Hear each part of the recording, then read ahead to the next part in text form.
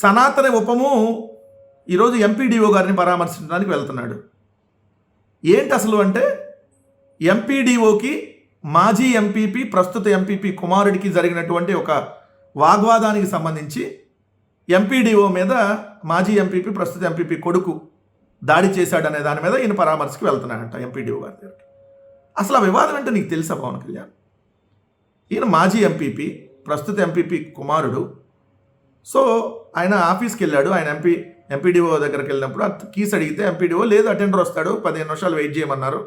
సరే, ఒక half an hour పైన వెయిట్ చేసిన తర్వాత అటెండర్ వచ్చాడు. వచ్చినా కూడా వీళ్ళు కీస్ అడిగితే ఆయన నేను ఇవ్వను అని చెప్పినటువంటి దాంట్లో జరిగినటువంటి వాతావరణం మీద ఏదో ఆయన మీదకి ఈయన వెళ్ళాడు అనే దాని మీద. సో దానికి దళితుల మీద దాడి అంట. సిగ్గన్నా ఉండాలి కదా పవన్ కళ్యాణ్ మాట్లాడటానికి. చంద్రబాబు నాయుడు ఉస్కో అంటే పరిగెత్తడమేనా? సిగ్గు శరం ఏమీ లేదా? అరే నీ కాకినాడ రూరల్ ఎమ్మెల్యే పంతం నానాజీ ఒక దళిత డాక్టర్ని పట్టుకొని లంబూతులు తిట్టి దాడి చేస్తే పరామర్శకు ఎందుకు పోలేదు పవన్ కళ్యాణ్?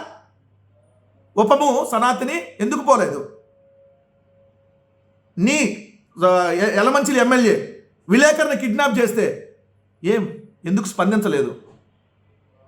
9 ఏళ్ల బాలికని మచ్చుమరిలో అత్యాచారం చేసి హత్య చేస్తే అవునా జరిగిందా నేను టీవీలో చూశానే అనేటటువంటి గాలి కబుర్లు చెప్పి 5.5 నెలలైనప్పటి వరకు శవం దొరకపోతే ఉపము ఏమయ్యావు?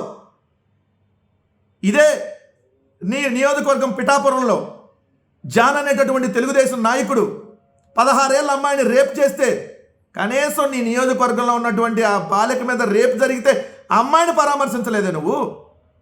మొన్న డిసెంబర్ 9వ తారీఖు ఇదే కడప జిల్లాలో ఏదైతే తెలుగుదేశం పార్టీ నాయకుడు విఆర్ఓని బీరు బాటిల్ తీసుకొని పగలగొడితే తలకాయ బీరు బాటిల్ తీసుకొని దాడి చేస్తే ఇప్పటి వరకు కేసు నమోదు చేయకపోతే అక్కడ పోలీసులు ఇప్పుడు వెళ్తావా లేదా అక్కడికి పరామర్శకి?